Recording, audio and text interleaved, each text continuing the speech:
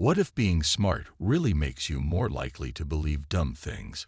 Imagine a great surgeon who swears a lot, using essential oils to treat depression, or a physicist who believes in the election conspiracies. These people aren't dumb. They are very smart, but their brains aren't wired to look for truth. They're wired to protect what seems true. That's the disturbing contradiction. The more intelligent you are, the better you get at making sense of things. Uncomfortable facts away smartness gives you sharper tools that aren't not for being fair, but for lying to yourself. In 2006, neuroscientists did a scary test. They look at the brains of Democrats and Republicans who are well educated during a heated election in the U.S. When they were shown clear proof that their preferred candidate had gone against the logical parts of their minds, brains stayed quiet. Instead, emotional circuits lit up like Christmas trees working hard to ignore the evidence that makes you feel bad. And when they found a way to get rid of the proof that their brains released dopamine, the same chemical that makes people want to gamble, and being addicted, they really got high off their own excuses. This rush of dopamine makes a strong loop of reinforcement that makes self-deception literally addicting. The more you practice motivated reasoning, the better it feels, and the more difficult it gets to stop. These weren't just random people on the street. These people probably went to school, people who were rational and proud themselves on their ability to think critically skills. But when faced with information that put their beliefs at risk, their intelligence was used as a weapon against a tool for finding it instead of truth. This is a psychological trap known as motivated reasoning, and it could be the most harmful cognitive bias of our time.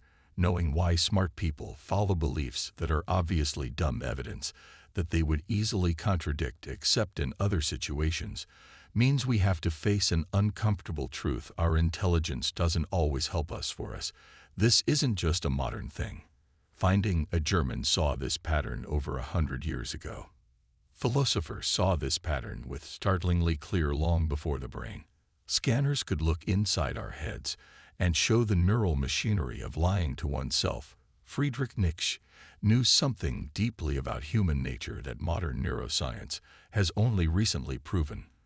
Long before neuroscientists could look into our heads, Friedrich Nietzsche understood something deep about the way people are. He wrote, "The most common, a lie is something that you tell yourself.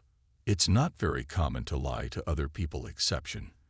This wasn't just thinking about philosophy, it was a deep understanding of how human minds really work. What Nietzsche meant was, we don't just lie once in a while. Self-deception is what we do by default. We are not rational beings who get emotional. Sometimes we have feelings, animals that sometimes use logic as a way to keep our feelings safe. And the smarter we are, the better we get at this complicated, a kind of self-deception. Our schooling system teaches us how to make arguments, to gather evidence that sounds convincing, but it doesn't teach us to question very often. If we're using these skills to find the truth or protect what is comfortable illusions, think of it this way: if you're trying to talk yourself into eating the third slice of pizza is actually good for you, a smart mind will come up with a lot more creative reasons than an easy one. You might call the Mediterranean diet talks about carbs, loading up for tomorrow's workout, or cite a study that I half remembered about intelligence of lycopene and tomatoes. Doesn't make you think more clearly, it makes you a more skilled liar to yourself. Instead, that what we believe isn't not really about the truth at all.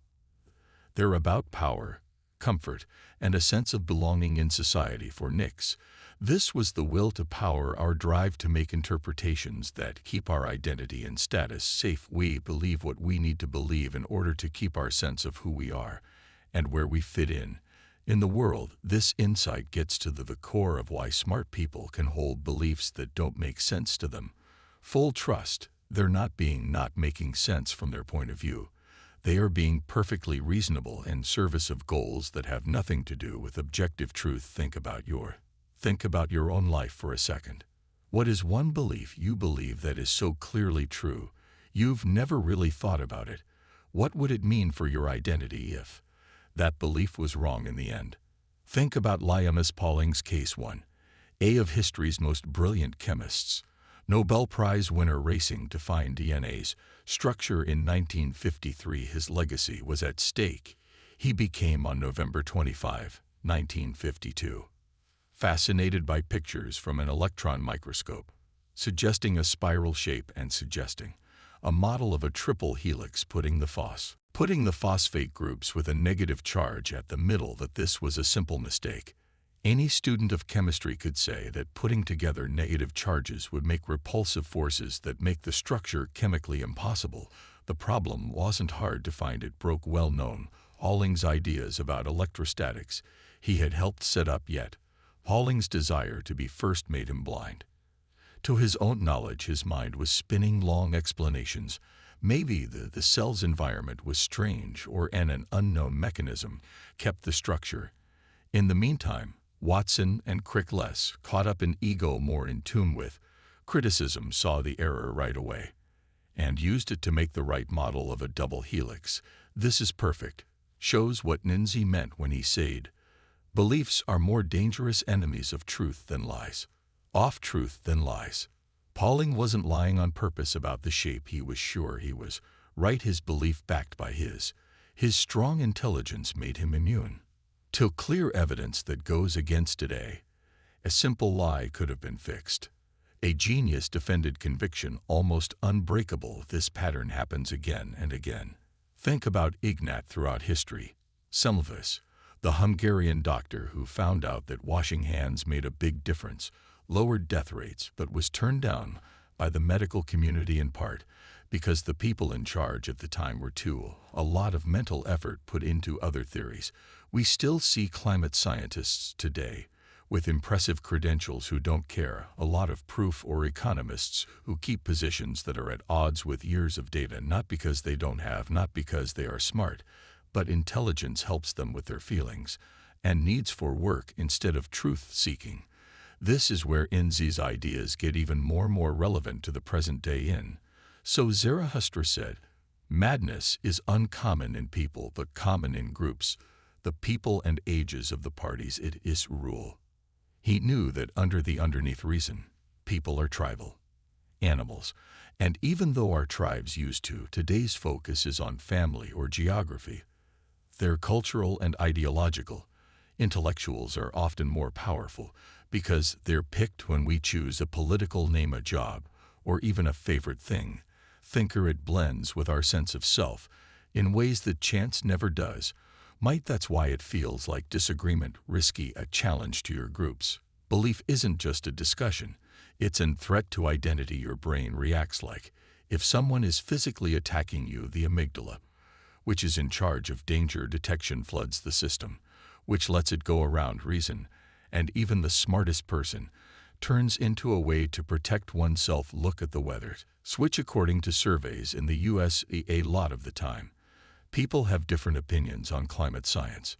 Keep track of political affiliation more than knowledge of science. A very smart, a conservative might use what they know not to look at the data objectively, but to look for flaws in climate models, or doubt the reasons behind environmental scientists. In the meantime, a progressive might not see flaws in proposals for renewable energy simply because they fit with the values of their group. Ethos, intelligence, makes the armor stronger instead of lifting the veil.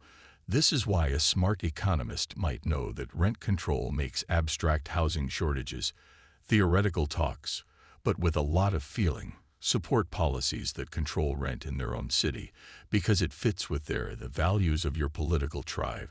Their intelligence doesn't fix the conflict, it helps them put it in separate parts. They grow, make up long stories about why their city is different from the usual economic, why critics don't use the rules, don't know what's going on in the area.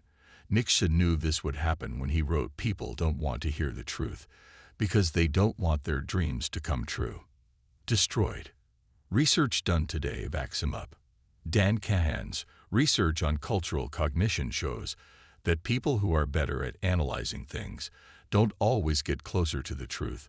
They get better at defending what their group already thinks. The smarter, the more we are, the more we trick. This gets even more dangerous when expertise makes motivated reasoning stronger. The habit of seeing facts in a certain way that backs up what you already believe. The more you know, the more you can think. The tools they need to protect what they want to believe. They can already cherry-pick studies that go against the other side, proof with technical language, and use confusion to strengthen their thoughts. For example, nutrition. Science experts have been arguing about the effects of fat in the diet on health in the 1980s. Many well-known researchers pushed low-fat diets hard, citing some studies while ignoring evidence that goes against the grain as wrong or not important. Many of the people who don't like the low-fat movement are them equally qualified, highlighted methodological flaws, but were pushed to the side. It wasn't just a fight over data, it was a conflict between different ways of understanding individual reputations and institutional, putting money into things. Both sides used their knowledge not only to look at and defend this, making complex arguments, defenses for pre-held beliefs turns, knowledge used as a weapon against the truth. A layperson might say that doesn't sound right. An expert, on the other hand, will ask methodology breaks down statistical models, or look at the problem in a new way, not all the time in search of the truth, but often to keep it safe their place. This pattern shows up all over a lawyer who defends someone who sees prejudice in every piece of evidence, or an economist who makes excuses for any market not being able to do something. The facts don't change, but the lens does. The sad thing is that these experts often think they're being fair. As NZA warned, the most treacherous way of defending a cause is what hurts it, on purpose with wrong arguments. But the real danger is when those arguments aren't planned. Their intelligence becomes a servant of the aches logic that works for emotion, that doesn't make them lie, it makes them people, but it does make them less knowledgeable. Trustworthy when it fits too well with belief or self-interest. Let's be very honest about something that most talks about: rational, not thinking. Being able to think clearly is often mentally and socially costly, uncomfortable, and dangerous for your job. When you start to doubt your beliefs that make your community unique, you run the risk of losing your spot in that group. When you change your mind about important issues, you risk being called as unreliable or inconsistent. This is the social cost of being honest with your mind. Helps explain why motivated reasoning is so persistent and why smart people can worsen it. It's not just about feeling good, it's about status in terms of belonging and living in a complicated social levels of power. The person who asks questions everything might be more smart, honest, but they're also more likely to be lonely and professionally left out and cut off from other people in a lot of situations. The benefits of staying loyal to your tribe. Loyalty is much more important than rewards for looking for the truth. Ends got this better than maybe any other philosopher before or after in the gay. He wrote in Science that the individual has always had to fight not to be overwhelmed by the tribe. If you give it a try, you will be alone a lot of the time, and sometimes scared, but no price is too high to pay to have the privilege of owning yourself. He didn't make this path sound romantic or act like it was easy. He wrote a lot about the mental cost of the loneliness of being intellectually free, of those who won't accept comfortable illusions, about how hard it is to keeping relationships going when you don't want to act like you believe things that aren't true, actually think. He called it a kind of spiritual aristocracy that not many people should or could follow to its logical in conclusion. But he also said that this type of you need intellectual courage to long-term human growth. Societies that can't question their own thoughts, that confuse intelligence with wisdom, that mixes up sophistication with seeking the truth in these societies, eventually face reality in a painful way. Weighs the social benefits in the short term of motivated reasoning often leads to long-term for both individuals and groups. Costs. The question is, are you ready to pay the costs right away of honesty in your mind, to stay away from the costs of lying to yourself in the end? Some people might say that if you can't be objective, why fight motivated reasoning at all if everyone is? Their needs affect how they think, wants, and social situations. Maybe we should just accept that all points of view are all true, this postmodern answer to the issue of bias has become more and more common, especially among academics, where the well-known limits of human reasoning understood, but this doesn't get to the heart of Nietzsche's point. Totally, he wasn't a relativist who thought that all points of view were equally valid. In fact, he wrote, "There are no facts, only interpretations."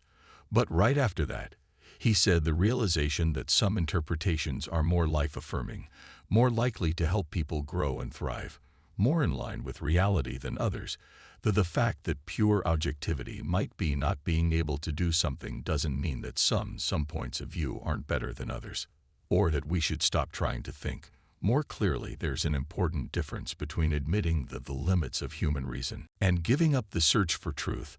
Altogether, motivated reasoning in action hides the truth by hiding emotional, making decisions that are logical ones that the appearance of careful analysis, while actually stopping it. On the other hand, intellectual humility knows what we can and can't do, while still trying to get better approximations of the truth. Think about how different a scientist who admits that their research might be affected by their theoretical commitments and works to design studies that might be able to lie about their hypothesis, versus someone who uses their knowledge to explain why any evidence that goes against must be not perfect.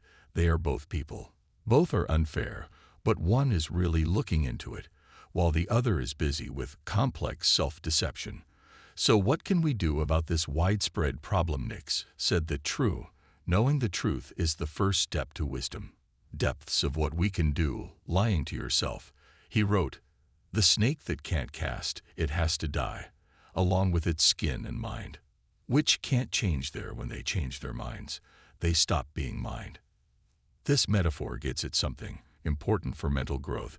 It needs a desire to let go of old beliefs that change like a snake's skin, not because they were old beliefs, not because it's wrong, but because holding on to them stops any further growth. This points to what philosophers call being humble about your mind, the understanding that our beliefs could be wrong, that we might be reasoning motivated, that our intelligence could be working against the truth instead of for it. But being humble about your intelligence is very hard to keep up with, especially for smart people who have been rewarded their whole lives for being smart, and corrected needs a big change in how we think about smartness and knowledge. The main point is that intelligence and knowledge and wisdom are not the same. Your intelligence is how well you can process, recognize patterns, and solve problems, issues. Wisdom is knowing when your smartness is leading you the wrong way and having the guts to change direction. Smartness can be tested and shown through schoolwork. Success wisdom shows itself by being willing to say, "I don't know," or "I was wrong." Say, "I don't know," or "I was wrong," when the proof requires it. Real smart being humble means not trusting your own certainty, especially when it comes to that are emotionally charged or socially important. It means looking for things actively.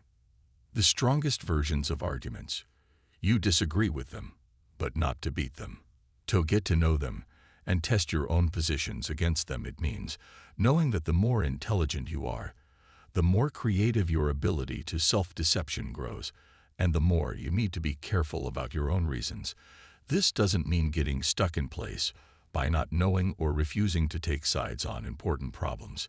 It means not taking your beliefs too seriously enough so that you can look at them critically while holding them tightly, so that you can do something about them when needed. It's a fine line that needs to be recalibrated all the time.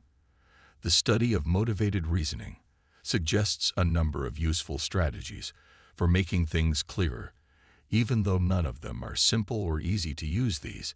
These techniques won't get rid of bias. That's not possible, but they can help you know when your feelings and social needs are taking over your brain. First, learn how to recognize the feeling of reasoning that is motivated. A lot of the time it feels like angry for a good reason or excited about finding something new.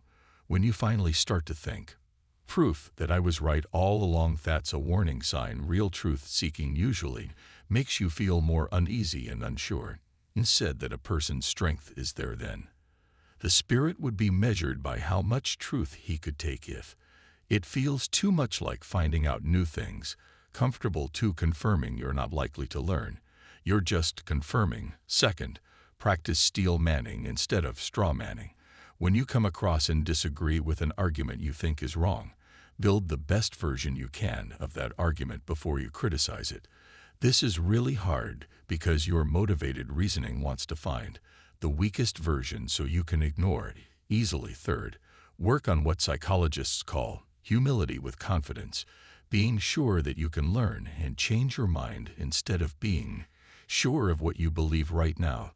This means having a party when you find you were wrong about one thing, though, then being embarrassed. Fourth, mix up the information you take in. Don't just look for other sources that tell you the same things you want to hear. Listen actively, read or watch things that makes you think about your beliefs, and does so often enough that it becomes a habit. But maybe the most important thing is to realize that this is a fight that will go on, not problem you fix and then forget about. Motivated reasoning isn't a problem in thinking of people. It's something that served our ancestors well in tribal places where people are often loyal to their group, was more important than abstract truth, the fact that it often works against us in modern times. It doesn't make it any less strong or long-lasting. Intellectual humility is not something you do a success, and if you want to know if you can't do this, does it apply to you? Think back to the last time you really decided to do something different, important, that could tell you everything you need to know. How well your intelligence is serving truth against comfort. If motivated reasoning is so strong, being smart can actually make it worse. If being part of a group is important to shared fantasies, what do we have to hope for? To think clearly about important questions. The answer isn't hopelessness or skepticism. It's a more grown-up understanding of what it means to think clearly. Really needs rationality isn't something that comes naturally. We get into when we're smart enough. It's a practice that needs to be done all the time. A lot of attention and a lot of bravery. This means making new habits off mind instead of saying, how can I prove I'm right? We need to ask, how could I be wrong? Instead of looking for information that confirms what we think we need to do, look for information that makes them think. Instead of using our brains to win arguments, we need to make it work. See things more clearly. But maybe the most important thing we need to do is change the way we think about being smart itself. It's not about having the right answers that makes you smart. It's about asking better questions.